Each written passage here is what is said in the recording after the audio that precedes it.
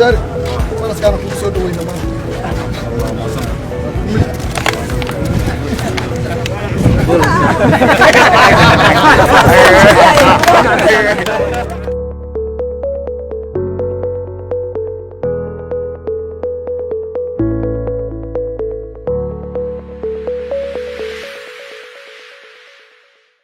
soo dhaweynta iyo hadallada qurqurxan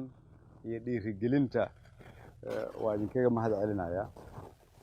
dadka halkan jooga xildhibaano iyo wasiirro iyo senatare cid walba oo ila socota iyo kuwo kaloo imaan doona oo badan iyo shaqaalo badan oo ila shaqeeya waxaa kulligood ka go'an inay idinla shaqeeyaan inta dowlad goboleed galmudug ah oo dhammays ah dhidibada loo aasayo haddii ilaaha yidhaahdo meel aad u fiicanna waa soo gaarsiisan idinkaa soo gaarsiiyey waxaan rabaa inaan idin xasuusiyo haddii aadan soo dhoweyn lahaynina dadka idin yimid haddii heshiis aanu halkan ka dhici lahayn haddii degmo walba iyo tuulo walba oon tagnay aan nala soo dhoweyn lahayn haddii aadan aqbali lahaynina in qoryaha la iska dhigo haddii aan la aqbali lahayn in reer galmudug ay muujiyaan inay dowladnimo rabaan idinkuna niyaddan ma yeelateen dadka ila socdana niyaddan ma yeesheen adduunyadana idinma soo jeesateen ma hadda horta ilaahay ka sokow idinkaa iskale waa mahadsantiin galmudug wixii haddii laga sheegi jiray inaanay isu imaan karin ama amniga ka shaqayn karin ama isu tanaasuli karin waa muujiseen intaan idinla joogay dhammaystirka unbaa idinka dhiman idinkaana la rabaa inaad hormuud ka noqotaan haddii ilaaha yidhaahdo waxaan soo galnay wejigii labaad ee shaqadii aan haynay oo qaybteedii ugu cuslayd ah taasoo ah in la galo weji beelihii reer galmudug oo dhan la isugu keeni doono magaalo madaxda oo dib u heshiisiin kooban oo bilow ah la geli doono inta aan wejiga ugu dambeeyo doorashada la gelin doorasho xor xalaal ah oo anfacda dhammaan shacabka reer galmudug maadaama marka idinku aad tihiin dadkii gogasha fidinayay inaad gogasha fidisaan dadka soo dhoweysaan qalbi fiican u furtaan waa noo sheegteen waxaa la rabaa weliba qof walba oo dhib sheegta inaad guryahooda ugu tagtaan degmadooda ugu tagtaan meel walba ugu tagtaan sababtoo ah leeskuma haysto dhuusamareeb inay tahay magaalo madaxdii galmudug waxaa laysku haystaa ma laga shaqaysiin karaa taasna idinkaa laydinka rabaa dooddu marka ma aha ra-iisul wasaaraha iyo dadkii la socday ma joogaan magaalo madaxda galmudug qof walba way ogoshahay dooddaas iyada inaan magaalo madaxda joogno magaalo madax loo dhan yahay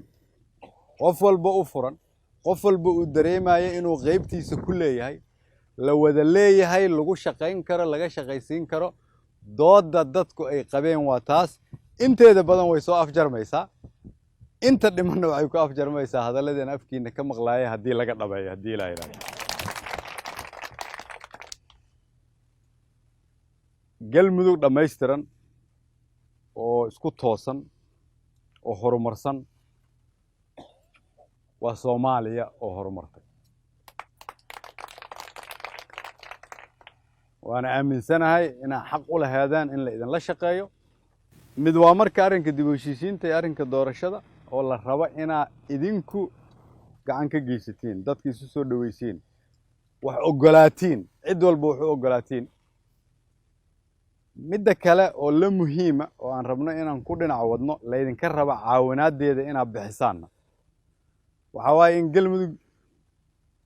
ay dhisanto haddana degmooyinkeeda qaarkood cadow uu dadkiinni haysto oo magaalo madaxdii meelihii ay xakuntay aanay idiin imaan karin galmudug noqon mayso waxaa galmudug kala dhiman soo maha waxaan rabnaa dhallinyaro iyo odayaal iyo gabdho iyo madax cid walba oo halkan joogta waxaan rabaa inaan u sheego maanta shaqada aanan berri bilaabayn oo maanta aan wadna iyaduna waxay tahay in la xoreeyo tuulo walba iyo degmo walba oo galmudug ka mid ah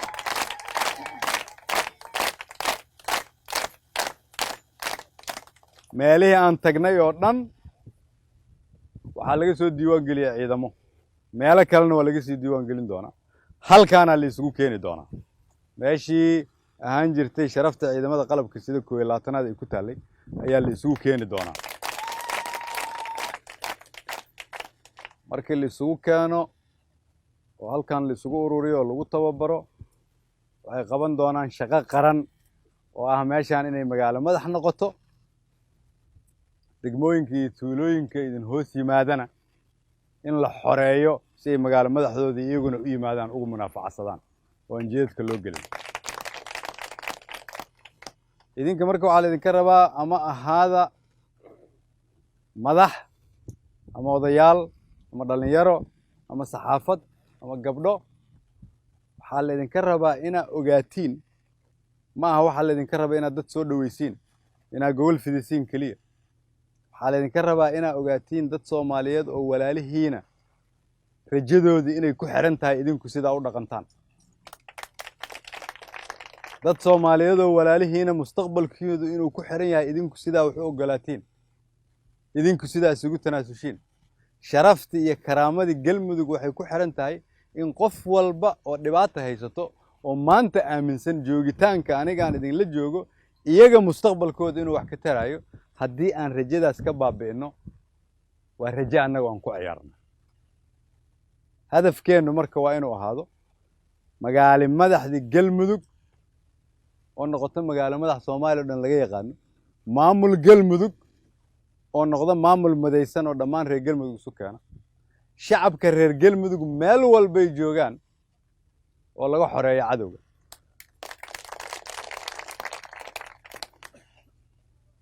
si marka cadowga looga xoreeyo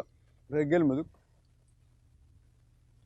waa ogtihiin inaanay amni ahayn in qof walba oo naga mid hub ay haysato kulligeen inaan hub wada haysano oo isku difaacno oo naga fakanaya anaga isku dhufanayna Soomaha sidaas nidaam dawladeed inaan dhisano waayo oo dhaqanka ahaa inaan aamino amnigu wuxuu ku jiraa inaan qor haysano waa inaan ku bedelnaa dhaqan ah amnigu wuxuu ku jiraa qoryaha inaan meel aan wada aaminsanahay u dhiibno waqtiga la isugu faani jiray tiknikada waa la soo dhaafay waqtiga hubka waa la soo dhaafay waqtiga maskaxda lagu dagaalami jiraa la joogaa reer galmudugow wiilashan dhalinta yar oo halkan joogay iyo gabdhaha mustaqbal ay u baahan yihiin laakiin kuwa ceel dheer joogay ceel buur joogay xarar dheer joogay iyo kuwa galhareeri joogana mustaqbalkooda idinku xiran yahay kuwaas waxaa la rabaa inay tartanka aad gobolada kale kula tartamaysiin ay qayb ka ahaadaan cidna marka nus kuma tartami karto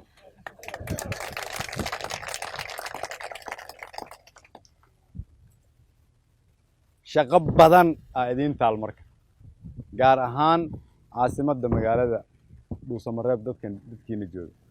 caasimadda waa la wada leeyahay laakiin idinkaa la idinkugu yimado hadda jooga qof walba in loo furo waayo laakiin waxaan codsanayaa labada arrin oo idin sheegay dib u dhiska dalka gaar ahaan dhisidda dawlad goboleed dhammaystiran oo galmudug la yiraahdo iyo dhammaan gobolada ama degmooyinka iyo tuulooyinka nala ka haysto inaan xoreyno ciidankana waa haysanaa shaqadii waa socotaa hadda xerooyinku waa ku bilownay dawladdu 100% ay idin garab taagan tahay halkan waxaan rabaa inaan kugu bishaareeyo taariikh ayay ku lahayd dawladda hore Soomaaliyeed waa meeshii cadowga laga difaaci jiray waa meeshii xudunta dalka ahayd waa meeshii amniga laga sugi jiray dhaqankii iyo mad ka fiican oo hadda maskaxa ku salaysan ayaan rabnaa inaan soo celinno waxaan markii idinkaga mahad celinayaa inaad rabtaan inay abaal gudaan inaad rabtaan inay garab istaagtaan inaad rabtaan inay caawisaan waxaan idinka codsanayaa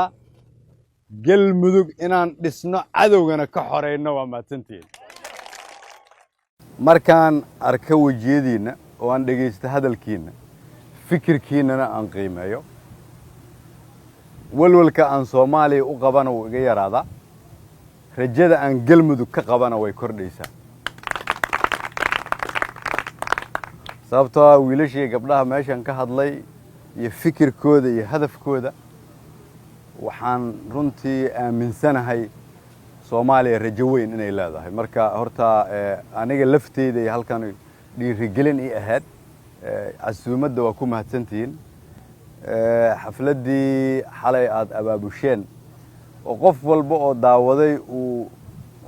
runtii aqbali waayay inay dhuuso mareeb tahayna waa ku mahadsanteen magaaladiinana waa u hiiliseen ra'iisul wasaarihiinana waa soo dhaweyseen waxaan ku bilaabaa marka hore wiilkii yiri maadaama aad reer galmudug tahay waxaan kaa codsanaynaa inaad noo tiraahdid abaraawe haruubka u buuxe waa idiin iri xalay waa idiin iri 26 Juun ayaanay idinka fakanin mashruuca la yiraahdo dib u dhiska galmudug midaysan tayaysan toosan hufan waa xuquuqdii hadda aad ka hadlayseen waa mustaqbalkii hadda aad ka hadlayseen maanta waxay soo gaartay meeshii ay ugu rajada fiicneed oo kulligiin aqrisantihiin looma fiirin karo gobolkee ka soo jeedaa ama degmadee ka soo jeedaa yaa mucaarada yaa muxaafada kulligeen waxaan rabnaa hadda meesha hadda ay taagan tahay hadday gadaal uga noqoto mas'uuliyadna wada saaran waayo xalayto waxaan shacabka Soomaaliyeed hortooda ka sheegay in gogosha halkan la dhigi doono waxaa kaloo shacabka Soomaaliyeed hortooda ka sheegay in ciidamada hay'adaha amniga ay halkan ka howl galaan sida ugu dhaqsaha badan waxaan iri ma aha bisha soo socota ma aha usbuuca soo socota waa inay bari noqotaa maalinta bari ah waxaa dhuusa mareeb imaan doona taliyaha ciidanka xoogga taliyaha ciidanka booliiska taliyaha ciidanka asluubta Soomaaliyeed tan kale waxaa runtii muuqata meelihii aan ku soo wareegay oo dhan galmudug yacni yididiilo Soomaaliyeed ayaa ka muuqata rajo Soomaaliyeed aa muuqata hami Soomaaliyeed aa muuqda waana run dalkani wuxuu u baahan yahay dad ka fikira mustaqbalka fog sida kuwii xorriyadda soo dhaliyay wuxuu u baahan yahay dhalinyaro sidiina oo kala ah runtii hal shay oo idinka khaldan uma jeedo aniga aqligi waa leedihiin niyadii waa haysaan maskaxdii waa haysaan waxa u baahan tihiin inay sabaabushiin degmooyinka idinku dhow dhalinyarada ku joogtaad ku xirantaan kuwa ka sii fogaad ku xirantaan si marka ugu dambaysa aad u noqotaan dhalinyaro midaysan waddanko dhan oo awoodda waddanka si midaysan oo cilmiyeysan ula wareegay 2 sano iyo xoogaa ka hor markaan ra'iisul wasaaraha noqday ma jirin fikirkan ah dhalinyaradan sidaan u soo jeeda idinka aan ka baqnaa hadda sababtoo go'aanka markaan gaarayno waxaan isleenahay shacabka Soomaaliyeed maxay dhihi doonaan waxaa soo dhawaanaysa awoodii inaad la wareegtaan waqtiga qaadanaysa laakiin sida gabadhaanu sheegtay waa muhiim idinku hadda inaad ku dhawaataan si kuwa idinka dambeeya ama dhalinyarada idinku xigta 100% awoodii ula wareegaan fursad weyn aan dalka ka muuqata annaga marka inteena halkan fadhido isugu nimid maadaama dadkii reer galmudug aan niyadooda soo celinay oo qof walba hadda indhihiisu ay soo fiirinayaan magaaladan dhuusa mareeb gogosha la dhigay qofka iska leh hadduu ka shaqayn waayo inay miro dhasho qofka gogosha iska laha ku ceeboobay ma aha marka yaa madax ah yaa xildhibaan ah yaa culimo ah gogoshii reer galmudug waxaa loo keenay reer dhuusa mareebeed haddii gogoshan halkan taalla marka aad ka miro dhalin weysaan xisaabtaas way isku xiran tahay meesha ay ka khaldanto arrinka labaad aan rabo inaan idiin sheego waxay tahay dhalinyaro Soomaaliyeed ama dad Soomaaliyeed shacab Soomaaliyeed oo galmudug ka mida oo waxaa jira mustaqbalkoodu uu ku xiran yahay gogosha la idin keenay sida aad u maareysaan waa inaad ka fikirtaan marka dadka Soomaaliyeed oo walaalihiin ah oo qaraabadiin ah oo deriskiin ah oo isku goboltiin oo isku dawlad goboltiin oo mustaqbalkoodu uu ku xiran yahay idinku sida u dhaqantaan وأنا أنت كفكرتان أترهدان وأنا معناها أنه أنا رغم إنه وأنا حنبارسنا هذا معنى كوي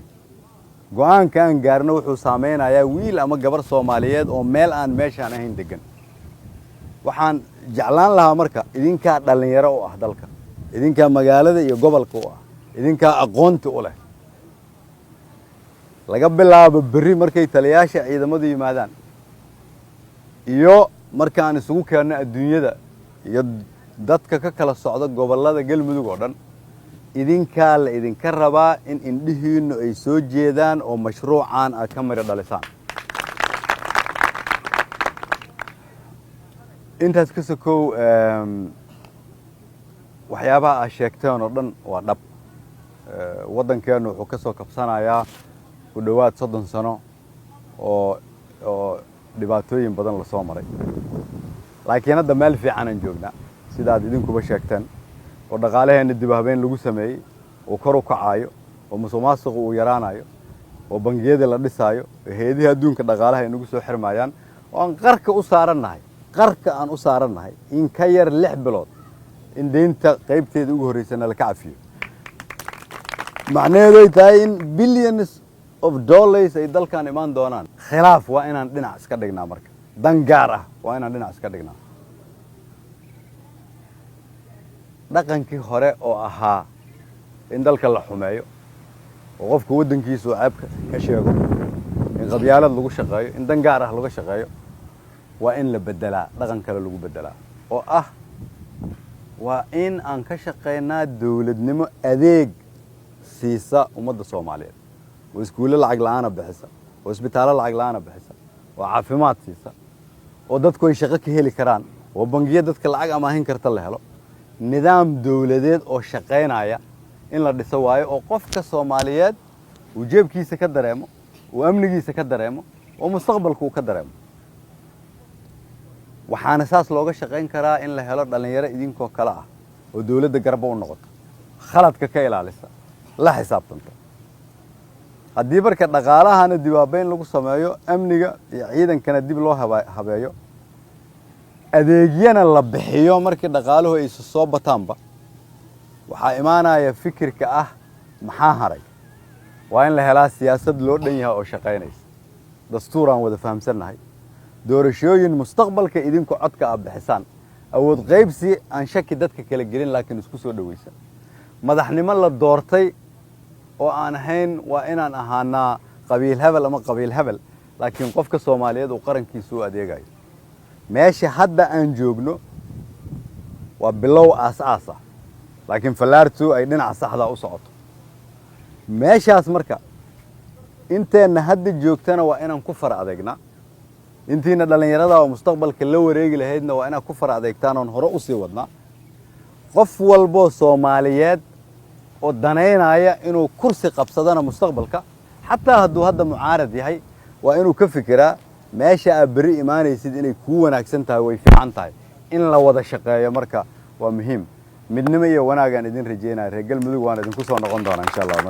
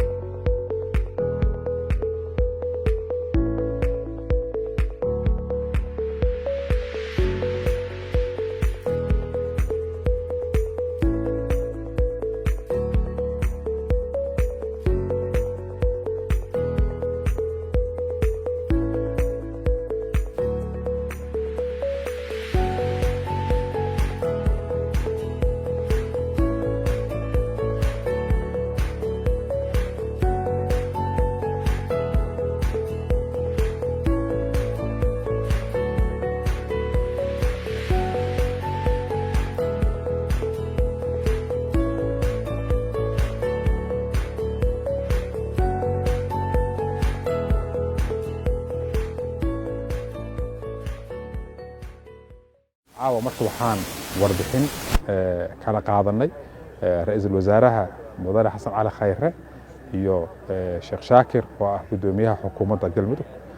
ayaan caawa la kulannay waxaan siinay warbixintii iyo waxyaabaha aan soo aragnay waxaan u sheegnay tabashooyinka dadka meelaha kala jooga oo ay tabanayeen markaan la kulannay waxaan u sheegnay dadka